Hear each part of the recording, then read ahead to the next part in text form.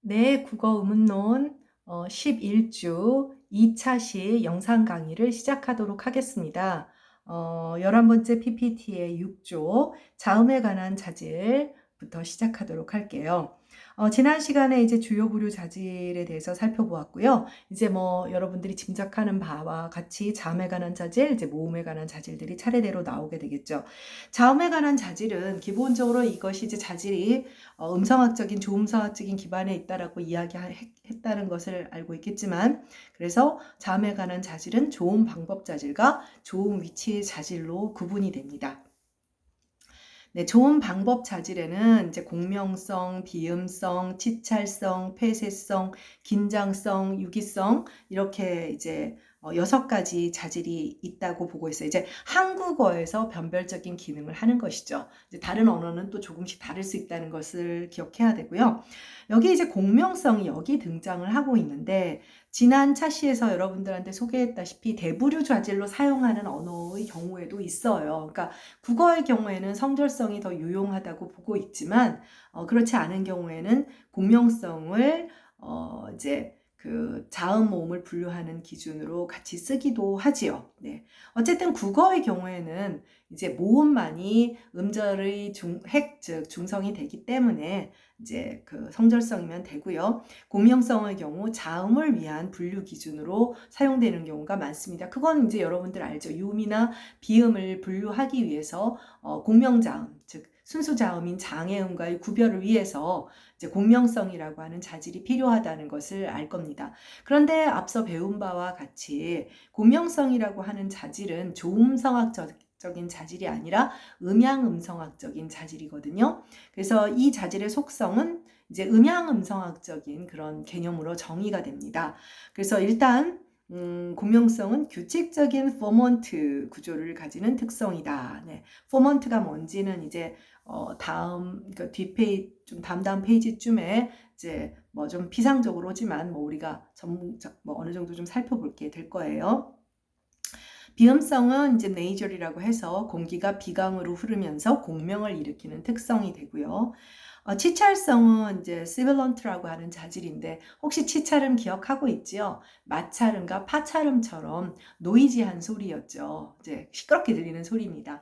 이 치찰성에 대한 정의는 우리가 이미 앞서 배웠는데, 혀끝이나 전설, 그러니까 혀끝은 이제 설천 부분이고 전설은 혀의 앞부분이니까 좀 더 영역이 넓죠. 혀끝이나 전설에 의해 난기류, 그러니까 난기류의 반대말이 층기류예요. 우리가 이렇게 난기류만 이게 난기류가 생기는 거거든요. 이게 비행기가 가다가 하늘에서 만나면 이제 비행기가 이제 추락을 하게 되는 거죠.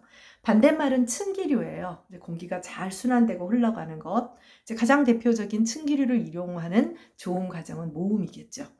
그래서 그 혀끝이나 전설에 의해 난기류가 생겨 높은 주파수대, 그러니까 3000Hz 이상의 높은 주파수 대역에 음향 에너지가 집중되는 특성. 네, 이것도 뒤에서 다시 한번 살펴보겠습니다. 그러니까 음향 에너지가 집중되면 그게 이제 사실 여러분들 귀에 거슬리는 소리라고 하잖아요. 귀에 거슬리는 소리라고 하는 거는 잘 들리거든요. 자극적인 소리니까. 그러니까 높은 음향 에너지가 클 수밖에 없죠. 에너지가 크다는 것은 그만큼 이제 힘이 세다는 거잖아요. 간단하게 말하면. 네, 그 다음에 폐쇄성, 스탑, 구강에서 공기의 흐름이 완전히 막히는 특성. 그 다음 긴장성은 tense, 성대와 조음이치의 근육이 긴장되는 특성. 그 다음에 유기성은 aspirated, 성문에서 많은 양의 기식, 그러니까 puff of air라고요. 기식이 방출되는 특성. 이제 뭐 공명성하고 치찰성을 빼놓고는 어떤 특성인지 여러분들이 다 조음음성학을 배울 때 배웠으니까 기억을 하고 있을 거라고 생각합니다. 다음 페이지로 가도록 하겠습니다. 네, 이제 음향음성학, 이제 우리가 혹시 이제 음성학의 3대 영역, 이제 거의 2차시, 3차시 때 배웠었는데 기억하고 있죠? 조음성학, 이제 음운론의 베이스가 되는 것은 articulatory phonetics라고 해서 조음성학이고, acoustic phonetics, 이제 소위 말해서 auditory phonetics, 이제 청각 음성학, 음향 음성학은 이제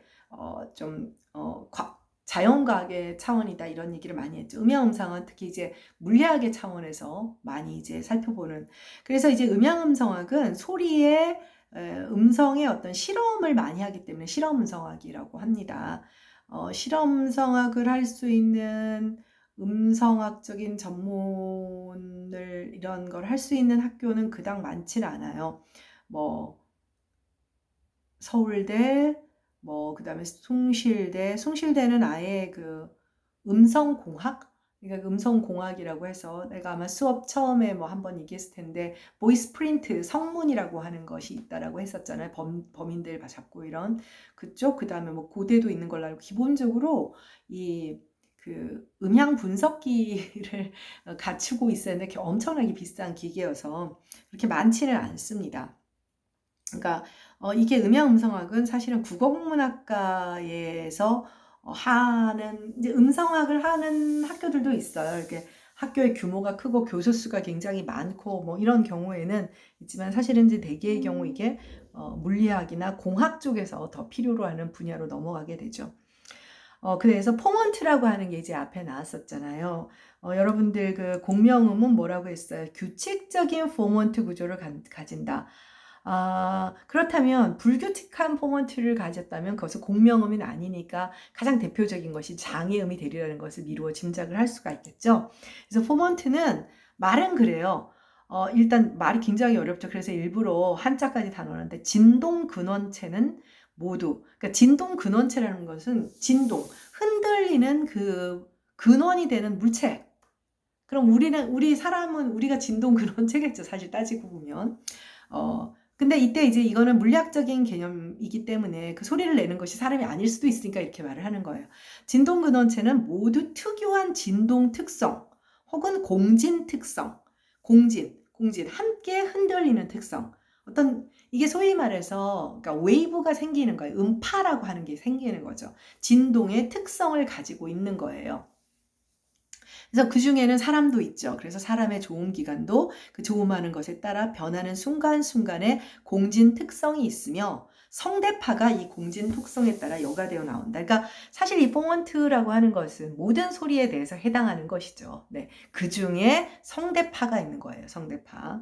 이제 근데 그 포먼트에서 규칙적인 그런 모습을 가진 것은 이제 그 공명음이고 그렇지 않은 것은 이제 그 장애음이 대표적인 거예요. 다음 페이지 그림을 한번 보면 여기서 보면 이거는 이제 포먼트의 모양을 보여주는 거예요. 그래서 제1 포먼트, 제2 포먼트, 제3 포먼트 이제 음향 분석기 소노그래프라고 하는 음향 분석기로 이렇게 만들어 주는 것이죠.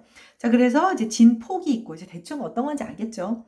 그 다음에 거기에 보면은 가로축이 주파수예요. 그러면 아까 뭐라 그랬죠? 시빌런트가 그 3000 그 헤르츠, 3000 대역, 그러니까 굉장히 이제 높은 주파수 대역인데 500 이하도 있어요. 당연히 하죠. 뭐 1헤르츠도 있으니까요. 일단 다시 앞으로 돌아와서 프리퀀시라고 하는 것이 있습니다. 프리퀀시는 주파수 혹은 진동수라고 해요. 음성학에서는 주파수라는 말을 더 많이 쓰는데 이제 프리퀀시라는 말은 이제 그 진도 저기 뭐죠? 물리학에서나 혹은 그 이 용어가 그 교류가 뭐냐면 이제 전파의 흐름, 갑자기 전파가 생각나요. 그런 때에도 같이 쓰는 용어예요. 그래서 그 프리퀀시를 찾아보면 학문 분야에 따라서 정의하는 것이 조금씩 다릅니다. 이제 우리는 소리 얘기니까. 그래서 보통 진동수는 1초 동안에 진동한 횟수로 1초 동안에 몇 번을 진동했느냐에 따라서 헤르츠라는 단위를 사용합니다. 그리고 이것을 이제 음성학에서는 주로 주파수라고 더 많이 하고요. 헤르츠 말고 여러분들 RPM이라는 말도 알죠. 그래서 revolutions per minute에서 1분당 회전수, 그 다음에 뭐 1초동 회전수, 뭐 radians per second 혹은 BPM, beats per minute. 뭐 BPM이라는 말은 여러분들 그 음악 때문에 몇 BPM이면 뭐 빠른 댄스 음악이 어쩌고 뭐 그래서 학생들이 오히려 더 많이 알더라고요. 음성학에서는 보통 헤르츠라는 용어를 쓰고 라디오 주파수 이럴 때도 헤르츠를 사용하죠. 뭐 몇 메가헤르츠 뭐 이렇게. 네, 그래서 소리 전파기파나 전기신호, 지금 전기신호 나오죠. 그래서 교류신호, 진동수를 측정할 때는 같은 모양의 파동이 1초에 몇 번 반복되는가를 이제 나타내는 것이 프리퀀시에 해당합니다. 그래서 다음 페이지를 보면 이제 밑에 오른쪽 그림에서 보면 제일 밑에 보면 주파수가 3Hz인 교류, 이제 교류라고 했지만 우리 이제 음파라고 생각을 해야 됩니다. 여기서는. 그래서 여기 보면 같은 파동의 모양이 3번이 있죠. 그쵸? 사이클이 돌아가는데, 그래서 이런 경우에 이게 이제 지금 옆에 도표는 이제 불규칙한 포먼트들을 보였다면, 지금 여기 위에 정현파라든지 이런 것에는 이제 규칙적 포먼트를 보여주는 것이죠. 그러니까 포먼트의 모양이 다르죠? 포먼트의 모양이. 그래서 주파수가 3Hz. 3Hz는 뭐예요? 1초에 3번이었던 거겠죠. 네, 이렇게 되는 겁니다. 그 위에 정현파라는 게 있고 외파라는 게 있어요. 그래서 이제 정현파는 하나의 사이클, 이제 그 다음에 외파는 파장. 이제 이거는 왜냐하면 동일한 규칙적인 포먼트가 아니니까 외파의 경우에는 파장이라고 말하죠. 불규칙하니까 이렇게 말한다고 합니다. 더 복잡한 거는 우리 입장에서는 필요 없기 때문에 이 정도 개념을 알아두면 공명성은 이거구나, 그 다음에 치찰성은 이거구나 하는 것을 이해를 할 수 있을 겁니다. 그래서 다음 페이지 잠깐 볼게요.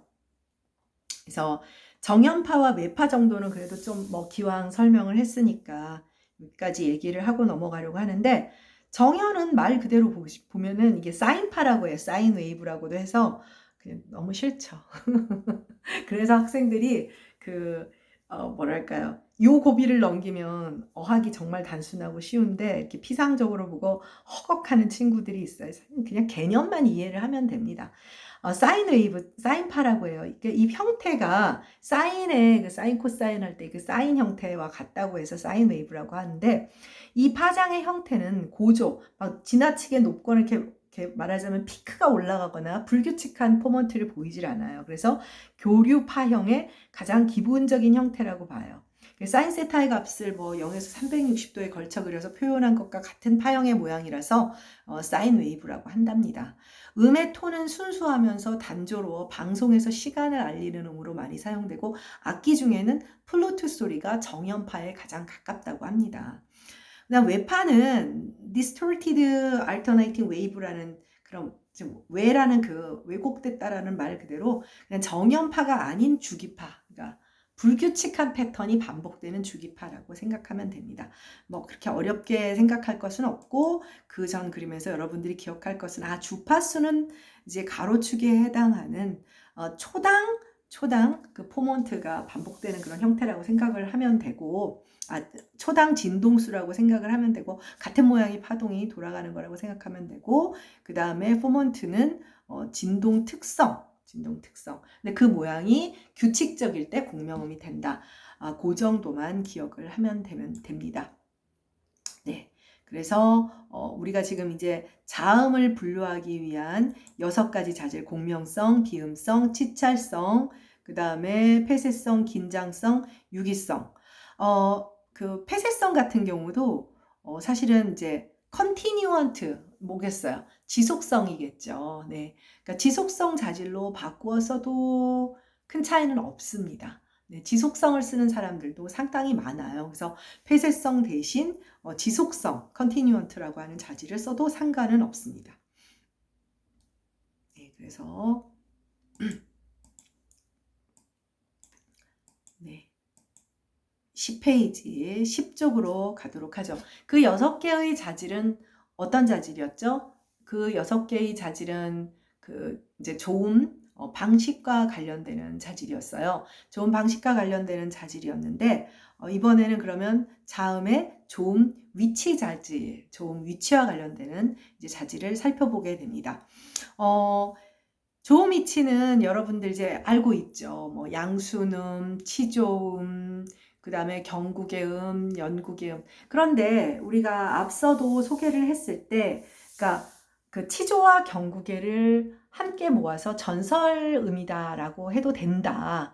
그런데 일반적으로는 또 양순, 치조, 경국의, 영국의라고 한다. 그걸 모두 다 알고 있었으면 좋겠다라고 이야기를 했었어요. 그래서 치조와 경국에는 혀의 앞부분과 사실 치조는 혀 끝이 관련이 되고 그다음에 경국에는 이제 전설 부분이 해당이 되니까 사실 따지고 보면 혀의 앞쪽이니까 포괄적으로 이제 전설과 관련된다. 그거를 아마 기억을 하고 있어야 할 겁니다. 기억나죠? 네, 자음의 조음 위치 자지를 먼저 소개를 하면 순음성과 전설성이에요. 순음성은 레비얼이고요. 전설성은 프론털입니다.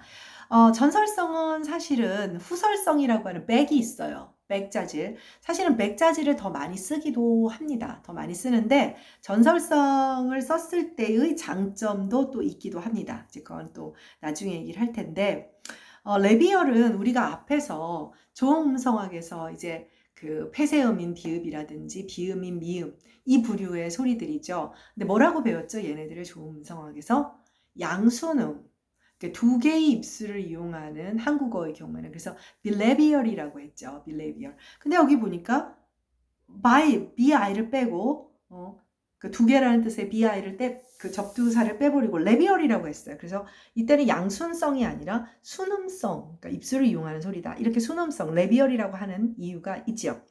그래서 레비얼은 입술의 조음적 역할이 큰 특성으로 양순성이라고도 할 수 있으나 모음의 원순성, 라운드니스까지를 포괄하고자 순음성이라는 표현을 선택한 겁니다. 그러니까 양순성이라고 하면 그러니까 모음 이게 사실은 모양은 좀 달라요. 입술의 모양은. 자, 브, 또 뭐 바 이럴 때와 우리가 우나 오를 말할 때는 어때요? 우, 오 할 때는 입술을 앞으로 내밀고요. 그렇죠. 내밀고 양순 자음들을 말할 때는 입술을 내밀지는 않아요.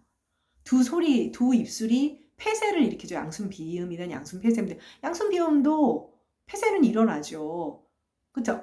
해보세요. 안 나가죠. 근데 비강 폐쇄가 이루어지는 것이죠. 이 구강을 폐쇄하고 비강 쪽에서도 일순간 폐쇄가 일어나. 사실 비음도 폐쇄음이에요. 폐쇄음이 이ing여적일 뿐이죠. 어찌되었건 간에 그래서 양순성이라고 빌레비얼이라고 해버리면 이거는 자음에만 국한되는 규정이 되는 거예요.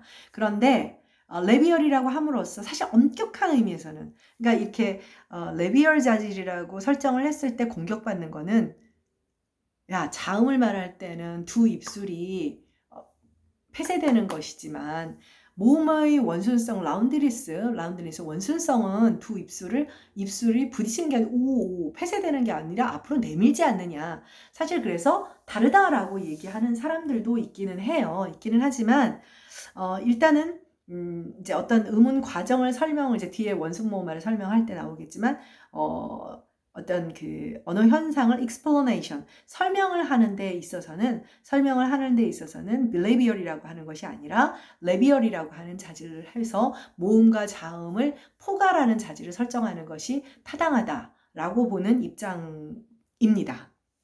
그래서 빌레비얼이 아니라 레비얼이고요. 네.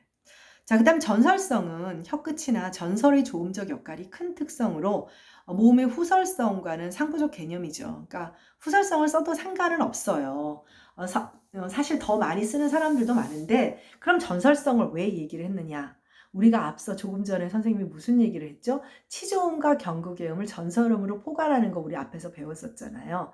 치조음과 경국의 음을 포괄하면 D가 G가 되는 국외음화를 설명할 수 있어요. 그러니까 순음성을 설정하면 원순모음화를 설명할 수 있고 전설성을 설정하면 국외음화를 설명할 수 있어요.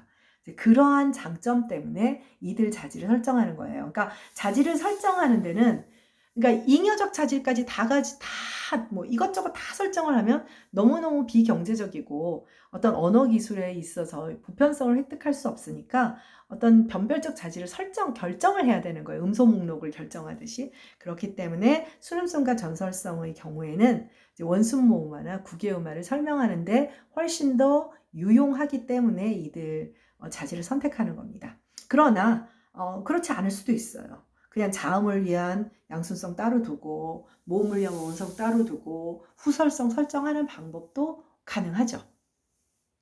네. 그래서 밑에 보면 순음성과 전설성은 자음과 모음 모두를 아우를 수 있는 자질 개념이다. 공통의 개념이다.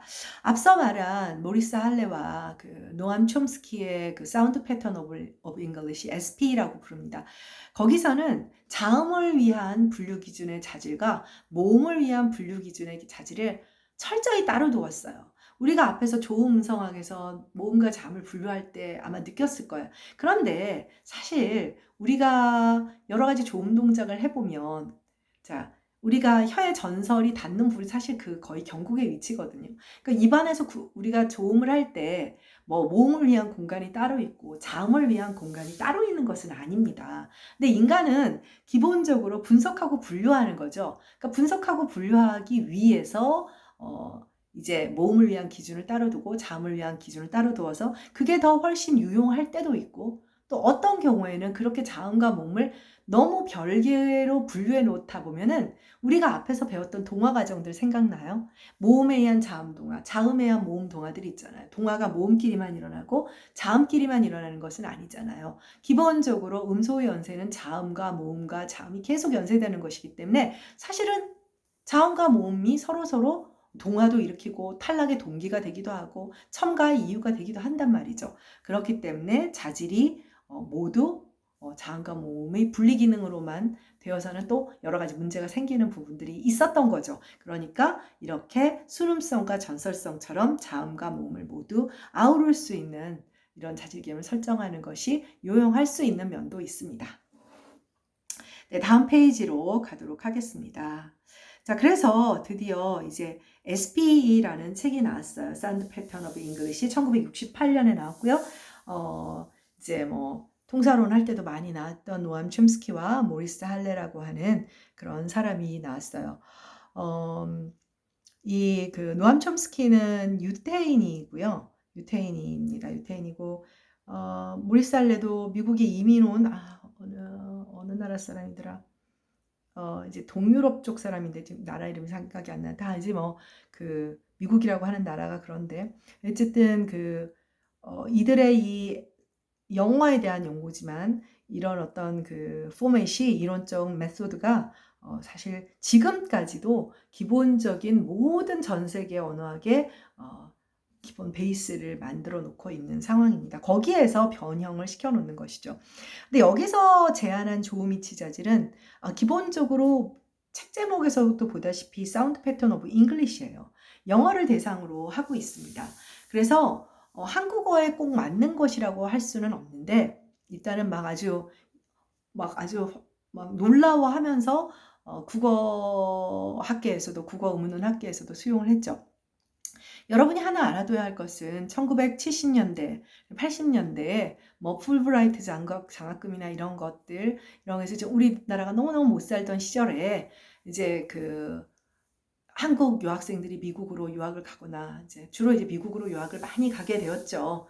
뭐 그렇게 되었는데 거기 가서 이제 공부를 하게 됩니다. 국문과 사람이 가는 거는 아니죠.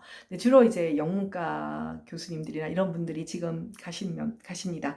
근데 이분들이 이제 가셔서 주로 가면은 여러분이 생각하는 것과는 달리 뭐 vowel harmony in English 이런 거 쓰지 않아요. vowel harmony in Korean 이런 거 쓰고 오십니다. 네, 그래서 사실 이제 그분들의 역할들은 이제 예들이나 이런 것은 국어학적인 지식이 부족해서 좀 잘못된 예를 쓰기도 하지만 그렇게 이제 외국 어학을 하시는 분들이 70년대, 80년대 유학을 가서 국어학계에 끼친 지대한 공헌은 무엇이냐면 이제 이론을 이제 서구의 선진의 이런 의문론 이론이나 뭐 통사론 이론들을 수입해 왔어요. 그래서 이제 노암 촘스키나 모리스 할레 이제 왜냐하면 외국어 실력은 훨씬 뛰어나니까 이런 어떤 의문 이론을 수입을 하면 이제 국어학계에서는 이제 그것을 또 수용을 해서 또 국어에 맞게 이제 이론적인 적용을 하게 되는데 아무래도 초기에는 어떻겠어요? 그냥 이론에 사실 이제 영어학 하시는 분들, 뭐 불어학 하시는 분들은 아니죠. 주로 영어학 하시는 분들이 그 이론에 한국어를 끼워 맞힌 경향들이 굉장히 많습니다. 아무래도 뭐 국어학을 공부하시고 가신 분도 아니고 그래서 뭐 특히 역사적인 예들은 굉장히 잘못 인용하시고 그런 경우 대부분 이제 큰 역할을 하신 것들이 더 많지만 이제 그러다 보니까 국어학계에서도 그런 실수들을 좀 따라한 경향이 없지 않아 있어요. 그래서 초기에는 이제 이론에 데이터를 맞추는 그런 경향이 없지 않아 있었습니다. 그러니까 우리가 어떤 학문을 한다라고 했을 때 학문을 이루게 되는 세 가지 구성 요소라고 하는 것이 있어요. 첫 번째가 데이터입니다. 그 다음에 메소드, 그 다음에 theory예요. 그러니까 자료가 있고 그 다음에 거기에 그 자료를 분석하고 해석하는 메소드가 있고 거기서 어떤 유니버설 theory가 나와야 되니까 가장 중요한 것은 자료예요. 아주 중요한 것은 자료입니다. 우리가 어떤 언어의 통시적 연구를 할 때 가장 중요한 게 뭐겠어요? 문헌이죠. 그러니까 그러면 반대로 공시적인 연구를 할 때 뭐가 제일 중요하겠어요? 실제 살아있는 오랄 랭귀지의 데이터들이 제일 중요하겠죠. 그런데 이제 초기 연구에서는 막 새롭고 놀라운 이론들이 들어오니까 막 그 이론에다가 우리 앞에서 기저형 배웠잖아요. 기저형을 배웠는데 막 존재하지도 않는 예를 들면 불규칙 동사를 설명하기 위해서 비읍불규칙 동사를 설명하기 위해서 기저형에 순경음 알죠? 유성 양순말처럼 순경음을 설정하는 거예요. 기저 어간 말음으로. 말돼 안 돼? 안 되죠. 왜? 이미 순경음이라고 하는 문자가 나타내는 음소인 유성 양순 만차름은 15세기에 사라진 거예요. 그런데 이 SP의 이런 어떤 초기 이 변형 생성 의문론이라고 합니다. 그 의문론의 틀에 한국어를 맞추기 위해서 몇백 년 전에 사라진 음소를 추상 기저형으로 설정하는 거예요. 말도 안 되죠. 그런 것을 이제 그 abstract phonology라고 해요. 그래서 굉장히 이제 그때는 되게 매력적으로 느꼈지만, 그러니까 현실을 실제를 반영하지 못한다라고 할 수 있는 거죠. 네, 그래서 일단은 그렇게 되고 여기 이제 조우미치 자질로 다시 돌아옵시다. 네, 그래서 이 자질에 대한 얘기가 지금도 아마 여러분들이 의문론 교재나 이런 데서 많이 접할 수 있는 조우미치 자질이에요. 그래서 전방성과 설정성이라고 하는 자질이 있습니다. 많은 책들에서 볼 수 있으니까 기억을 할 필요가 있어요. 전방성은 anterior 자질. 그러니까 이거는 frontal하고는 전혀 달라요. 그러니까 혀가 아니에요. 혀가 아니고 전방성은 뭐냐면 혀를 기준으로 하는 것이 아니라, 그러니까 프론털은 혀를 기준으로 하는 거 있잖아요. 구강내역 팔레토 알베올라. 자, 알베올라 리지라고 하는 것은 치조죠. 치조고요. 그러니까 그 치조에서 조금 뒤쪽으로 가면 팔레토는 팔레탈, 경구개잖아. 그러니까 간단히 말하면 이 팔레토 알베올라는 경구개와 팔레탈과 알베올라 리지 사이예요. 그러니까 경구개와 치조의 경계선이라고 생각을 하면 됩니다. 그러니까 혀하고 무관해요. 구강내의 팔레토 알베올라를 기준으로 그 앞부분에서 조음이 되면 플러스 엔티리어, 그 뒷부분에서 조음이 되면 마이너스 엔티리어라고 불렀어요. 자, 이렇게 구별을 하고요. 그러니까 이거는 프론털하고는 전혀 다르죠. 전설성하고는 다릅니다. 전방성이라고도 하고 간혹 어떤 책에서는 전부성이라고도 하기도 하더라고요. 그 다음에 설정성은 코로날이라고 하는 건데 혀끝을 포함한 혀의 작용을 포함하는 겁니다. 그래서 그러니까 이거 지금 보면은 이제 우리가 앞서 봤던 그 프론탈하고는 전혀 다르죠. 설정성은 혀끝을 포함한 혀의 작용이에요. 그래서 혀가 적극적으로 개입하는 경우는 플러스 코로날, 그렇지 않은 경우는 마이너스 코로날이 돼요. 그래서 이 이제 SP에서 소개하고 있는 조우미치 자질, 엔티리어와 코로날에 근거해서 국어의 자음들을 조우미치 자질로 분류하면 양수는 치조음, 경구개음, 영구개음의 경우에 자, 전방성에서는 양수는 플러스, 그러니까 양수과 치조는 당연히 치조는 펠라토 알베올라의 앞쪽이니까 플러스가 되고 경구개음과 영구개음 마이너스가 되겠죠. 그리고 설정성 코로나 자질에 대해서는 어떻게 되겠습니까? 혀와 관련되는 것은 치조와 경구개잖아요. 그러니까 혀의 물론 이제 연구개도 혀의 작용이 있는 거 아니에요? 라고 이제 말하는 친구들이 있을 수 있는데, 사실은 정확하게 말하면 코로날은 그 혀의 이제 이 코로날이 사실 크라운 왕관하고 관계가 있어요. 왕관 모양은 중앙이 이렇게 볼록 솟아오르잖아요. 그쵸? 왕관이 어디 옆으로 픽 삐쳐나오지 않죠. 이게 볼록 솟아나오니까 혀의 중앙 부위와 관련이. 근데 연고개 같은 경우는 혀의 뒤쪽, 거의 이제 혀 뿌리와 관련, 혀 뿌리 쪽이죠. 그래서 연고개는 설정성에서는 마이너스다. 그렇게 되니까 여러분들 이제 바이너리 시스템에서 이 두 개의 자질로 양수놈은 플러스 마이너스, 치조는 플러스 플러스, 경고개는 마이너스 플러스, 연고개는 마이너스가 되는 거죠. 여기에서 성문음은 굳이 따진다면 마이너스 마이너스지만 성문음은 해당 사항 없죠. 구강 내 구체적 조음 이치가 없기 때문에 성문음은 구강 내 구체적 조음 이치가 없다고 했죠. 그래서 SP 시스템에서는 글로털 그 성문음은 빠져서 이렇게 소개가 됩니다. 여기서 이제 가장 큰 문제가 되는 게 뭐냐면 가장 큰 문제가 되는 게 한국어에서 우리가 경구개음이라고 배웠던 파차음들 있잖아요. 근데 이 파차음들이 이 경구개음이라는 소리가 사실 정확하게 말하면 정말 정확한 그 펠레탈, 경구의 중앙에서 나는 소리가 아니고 오히려 펠레타 알베올라에 가까워요. 그러니까 그 경계선, 그러니까 치조보다 살짝 물러나 있어요. 살짝 물러나 있거든요. 그래서 그러니까 정확하게 경구개인 소리는 음성학적으로 한국어에서 정말 경국에서 나는 소리는 딱 하나 있어요. 힘 할 때 그 H 소리예요. 힘. 그 이유는 당연하죠. 이 모음이 경국의, 즉 전설모음이 경국의 H에서 나니까. 그래서 이게 이제 이 SP의 시스템에 따라서 전방성과 설정성으로 조음이치 자질 너무 명쾌하잖아요. 막 처음에는 와 신났어, 막 너무 대단해, 너무 명백해. 이렇게 좋아하다가 국어의 경구개음이라고 하는 것은 정확하게 말하면 이렇게 치조와 경구개가 거리가 먼 것이 아닌데 이렇게 그 전방성으로 양분될 수 있느냐, 설정성으로는 함께 묶이지만 전방성으로 구별될 수 있느냐, 이런 비판들이 나오게 되었었죠. 네, 그래서 이제 앞선 그런 전설성과 그 다음에 그 순음성의 그런 어떤 그 자음의 조이치를 우리가 지금 봤던 순음성과 전설성의 그런 분류 체계를 또 제안하는 그런 입장도 나오게 된 겁니다. 네, 2차 시 수업 자음의 그 변별적 자질 끝났고요. 3차 시에서 모음에 관한 자질을 살펴보도록 하겠습니다. 수고했습니다.